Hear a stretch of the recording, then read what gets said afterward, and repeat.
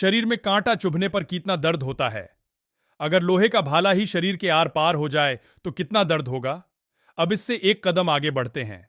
वो भाला मोटा हो और शरीर में सामने से ना डालकर शरीर में तिरछा या नीचे से ऊपर की तरफ धीरे धीरे आर पार किया जाए तो।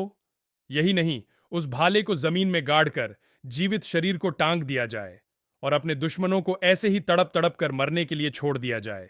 इस क्रूर सज्जा को आम बना देने वाला इतिहास में एक शख्स हुआ है और व्लाद द्वारा दे जाने वाली सज्जा थी ये। स्तंभ पर टंगे व्यक्ति को देखिए। व्लाद को इम्प्लेयर कहने का कारण उसका लोगों को सज्जा देने का यह निर्दयी तरीका था। इंग्लिश में इम्पेल का अर्थ होता है ठेलना, धकेलना या बल के साथ आगे बढ़ाते जाना। व्लाद सन 1448 में रोमानिया का शासक बना था। इससे पहले कई वर्ष पूर्व व्लाद के पिता भी शासक रहे थे, पर अपने लोगों की गद्दारी के कारण न केवल उनका तख्ता पलट किया गया, अपितु बाद में व्लाद के पिता को मार भी डाला गया। संपूर्ण रोमानिया उस समय अस्थिर राजनैतिक परिस्थितियों, गृह युद्ध और तुर्कियों के आक्रमण से जूझ रहा था। व्लाद के लिए अपना शासन बनाए रखना चुनौतीपूर्ण कार्य था। अपनी बादशाहत कायम रखने के लिए उसने एक के बाद एक करके अपने सभी विद्रोहियों और दुश्मनों को मारना शुरू कर दिया। लकड़ी के स्तंभ से शरीर को भेदने की सजा व्लाद की सबसे पसंदीदा थी।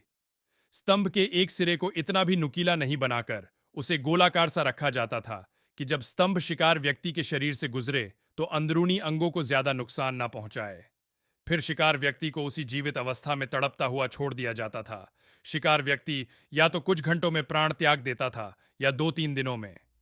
व्लाद गद्दारों के प्रति भी बहुत निर्दयी था। एक बार व्लाद ने एक भोज का आयोजन किया। इसमें उसने उन सभी को आमंत्रित किया जिनमें से उसको शक था कि इन लोगों में से कई जने भविष्य में उसके लिए खतरा हो सकते हैं। व्लाद ने भोज में आमंत्रित सभी लोगों के शरीर को लकड़ी के नोकदार मूसल से भेद कर टांग दिया और उन्हें इसी स्थिति में मरने के लिए छोड़ दिया। ऐसा करके व्लाद ने अपने सभी दुश्मनों और जनता में यह संदेश दिया था कि जो कोई भी व्लाद की तरफ आंख उठाएगा उन्हें क्रूर मौत का सामना करना पड़ेगा।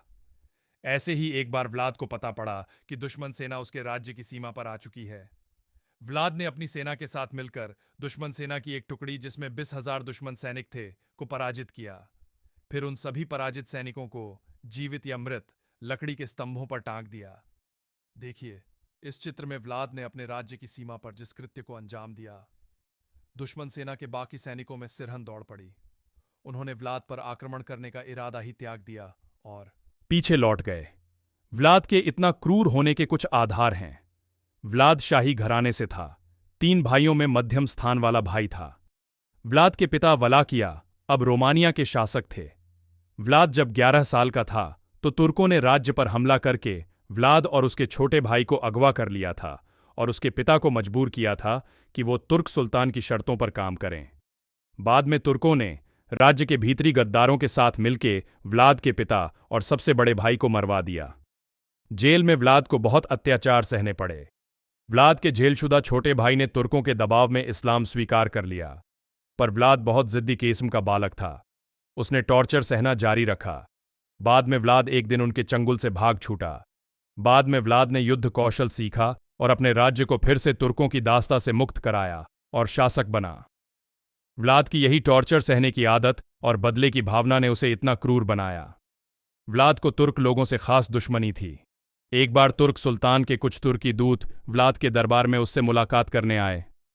उन दूतों ने पगड़ी पहनी हुई थी। व्लाद ने इसे अपनी अवमानना मानता हुए उन्हें सिर से पगड़ी हटाने को कहा। दूतों ने कहा कि सिर पर पगड़ी धारण करना हमारी धार्मिक परंपरा है, आप इसे अन्यथा ना लें। व्लाद इस तर्क से संतुष्ट नहीं हुआ और कहा, ठीक है, अब पगड़ी आप लोगों के सिर पर हमेशा ही रहेगी। फिर व्लाद ने अपने सैनिकों को आदेश देकर दूतों की पगड़ी के ऊपर से ही उनके सिर पर कीलें ठुकवा दीं और उन दूतों से किया अपना यह वादा निभाया। व्लाद द्वारा दी जाने वाली अन्य सज्जाओं में कुछ दुश्मनों को जीवित ही बड़ी कड़ाही में उबलवा देना भी शामिल है। व्लाद चालाक भी बहुत था। उसने असाध्य रोग से ग्रसित संक्रामक रोगियों को दुश्मन के सैन्य ठिकानों पर पहुंचवाया ताकि दुश्मन महामारी से मार जाए। व्लाद दुश्मन इलाकों के सभी कुओं में जड़ डलवा दिया करता था ताकि विषैला पानी पीकर उसके दुश्मन खत्म हो जाए। एक बार व्लाद की सेना ने दुश्मनों की सेना पर उन्हीं का भेष धारण कर हमला कराया। दुश्मन सैनिकों में खलबली मच गई कि असल दुश्मन कौन है। इसी उलझन में दुश्मन सैनिकों ने अपनी जान बचाने के लिए आपस में ही एक दूसरे को मार डाला। व्लाद को ड्रैक्युला भी कहा जाता है क्योंकि वो दुश्मनों के रक्त से अपने हाथ धोता था। व्लाद के इतने निर्दयी और क्रूर होने के बाद भी रोमानिया इतिहास में व्लाद को एक तरह से हीरो ही माना जाता है, क्योंकि उसने रोमानिया भूमि को दुश्मनों से बचाने के लिए हर संभव प्रयास किए।